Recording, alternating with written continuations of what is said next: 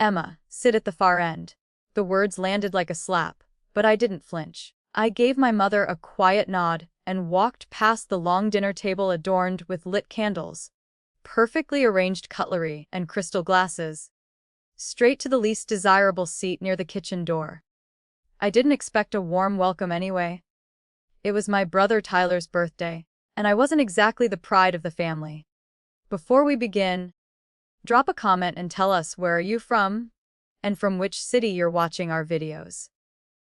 And after watching the whole video, don't forget to tell us what would you do in this situation. Be honest. Tell me in the comments below. We read every comment. Let's begin. You're lucky we invited you at all. My sister-in-law, Madison, whispered as I passed her. Don't make a scene this time. I hadn't even opened my mouth yet. Everyone looked polished and rich in their tailored outfits, seated under the chandelier that glittered like a throne room. Tyler, ever the golden boy, sat at the head of the table with his smug grin and designer watch that he made sure everyone noticed. His wife raised a toast to Tyler, the most successful man in the family. Laughter erupted except from me. I just stared at the water glass in front of me, my reflection faintly trembling in it. I wore a plain navy blue dress I'd bought secondhand.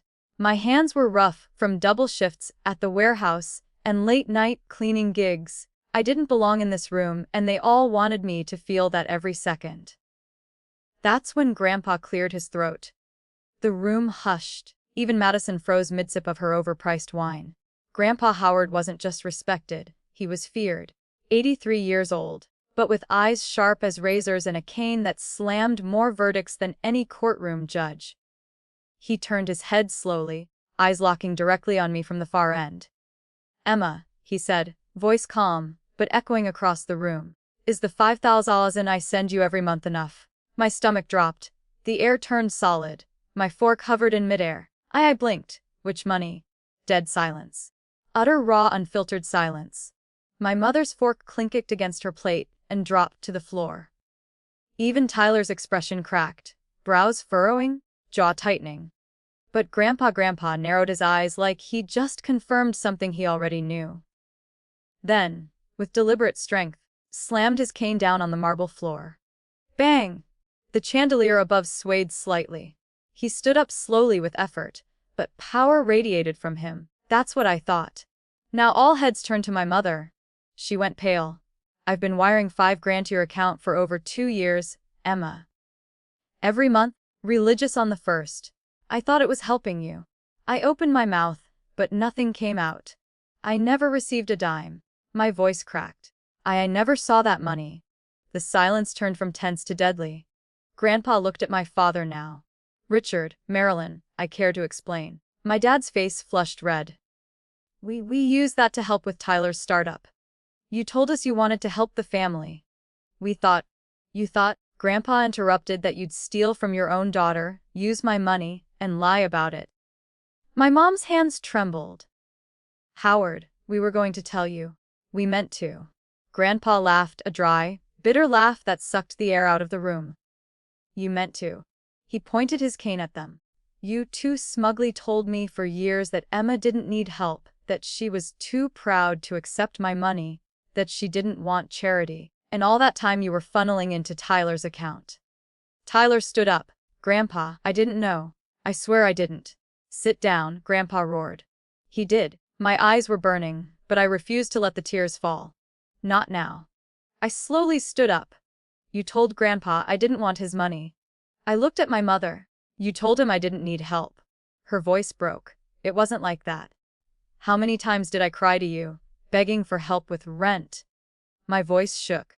"How many times did I tell you I was eating ramen for 3 weeks straight?" She looked away. My father opened his mouth. "Emma, we did it for the family, for Tyler." "For Tyler," I repeated. "Always for Tyler." My nails dug into my palms. I worked myself into the ground. Took night shifts, cleaned toilets, ate from gas station shelves, and you were pocketing $5,000 every month while you watched me suffer. I looked at Grandpa. "You want to know the worst part? I still came tonight hoping maybe, just maybe, I'd be treated like a daughter, a sister." Grandpa's face was stone. He turned to everyone at the table. If anyone here thinks what they did was acceptable, you're as much a part of this betrayal as they are. Then he reached into his coat pocket, pulled out a folded envelope and held it out to me. Emma, take this. I hesitated, then walked over. Inside was a bank transfer confirmation. An account in my name, a new one. I've just wired you $120,000, he said. That's all the money they stole and then some. Gasps echoed. And tomorrow, he continued, glaring at my parents. I'll be speaking to my lawyer. You are both cut out of my estate completely. Tyler included.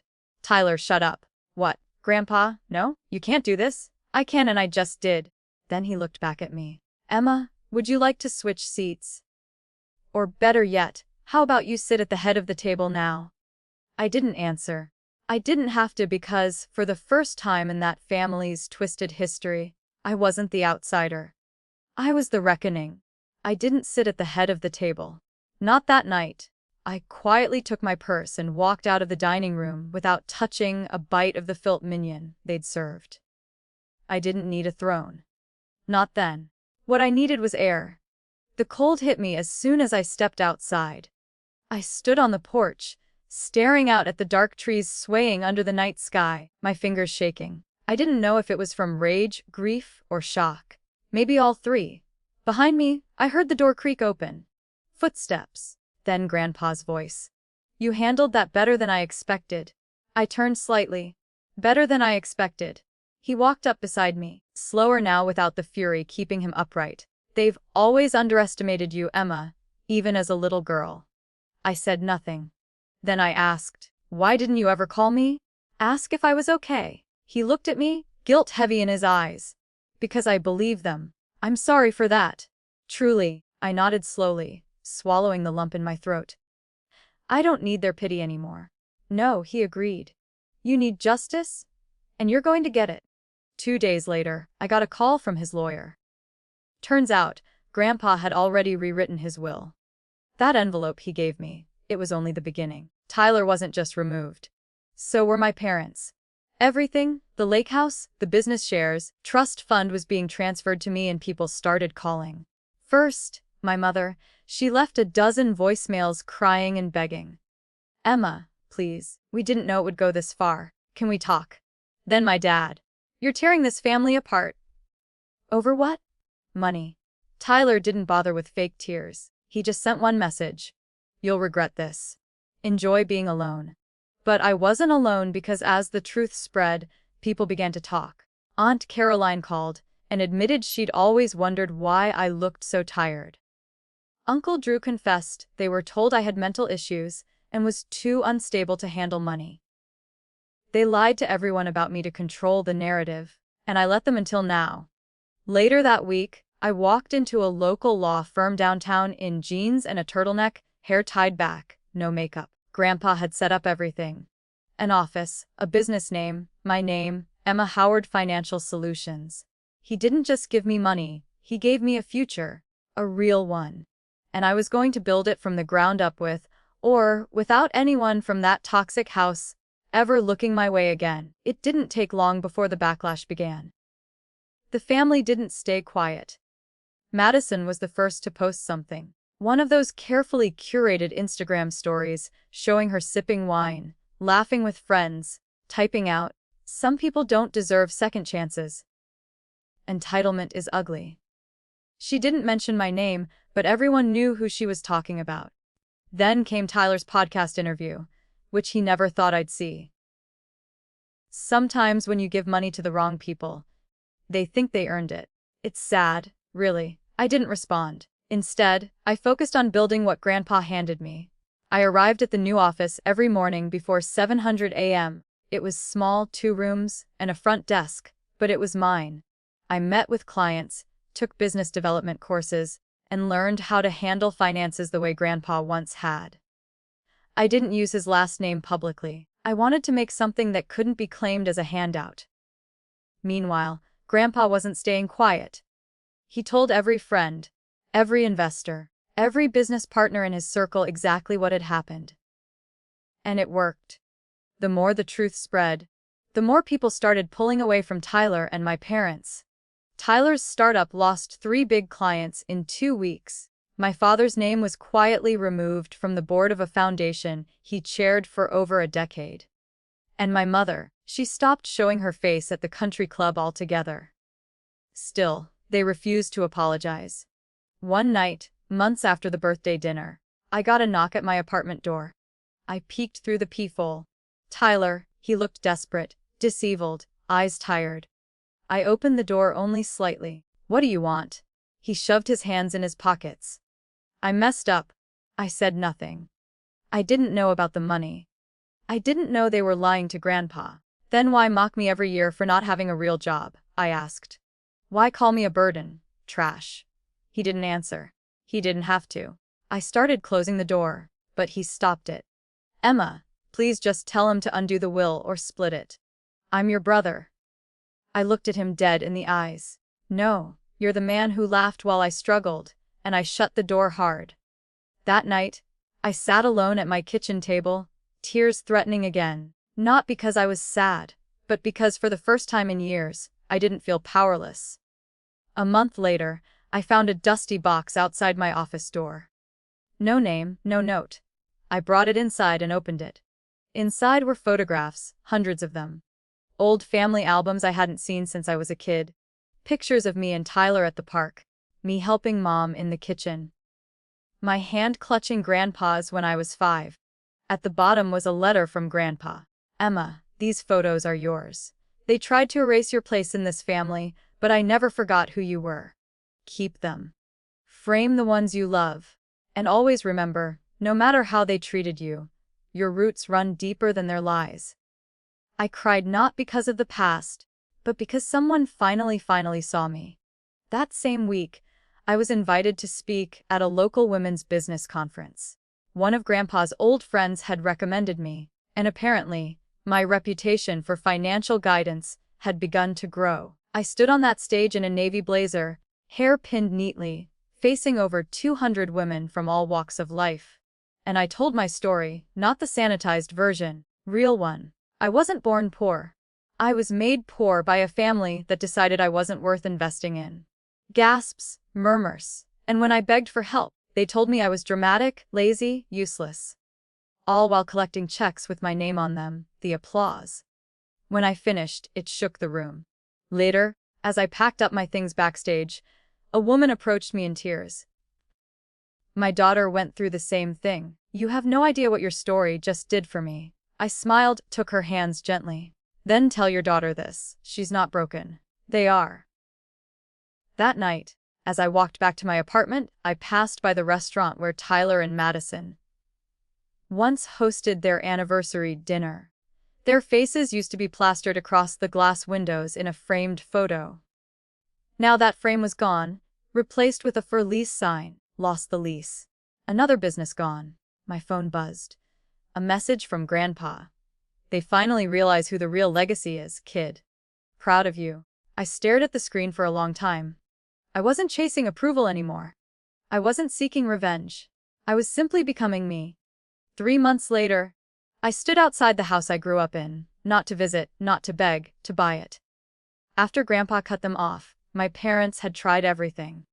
Reorganizing, selling off furniture, even quietly putting the house on the market without letting the rest of the family know. But the listing found its way to Grandpa and then to me. "I don't want to live there," I told him. He nodded. "Then don't own it anyway." And so I did. I signed the paperwork with steady hands. Full cash offer.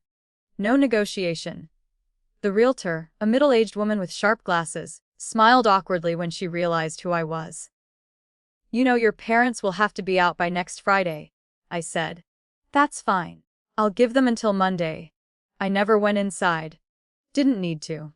The walls of that house had seen enough of my tears. They didn't need my footsteps anymore.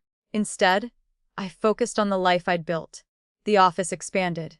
I hired 2 staff members, both women who had faced their own family betrayals and needed a second chance. We weren't just a business. We were a rebuild.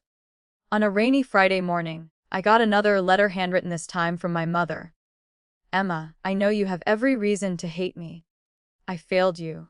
We failed you. I let pride get in the way of being your mother. I convinced myself that helping Tyler would help us all. But the truth is, I wanted to believe you didn't need anything so I could sleep at night. I see now that I was blind and cruel. You didn't deserve any of what we did.